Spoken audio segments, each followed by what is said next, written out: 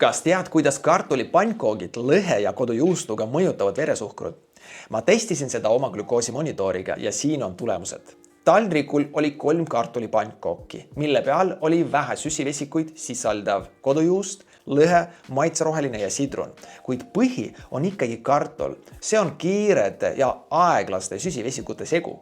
Kartulis on umbes 15-17 grammi süsivesikuid 100 grammi kohta ja see portsjon oli umbes 150 grammi ehk ligikaudu 25 grammi süsivesikuid.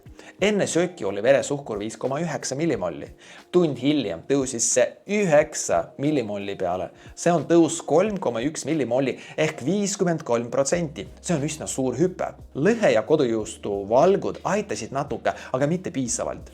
Kuidas seda toitu paremaks muuta? Söö kõigepealt ports salatit või köögivilju. Oota 5-10 minutit ja siis söö pannkoogid. Nii võib veresuhkru tõus väheneda kuni 30% võrra. Jälgi mind, et saada veel kasulikke katseid ja lihtsaid toidunippe.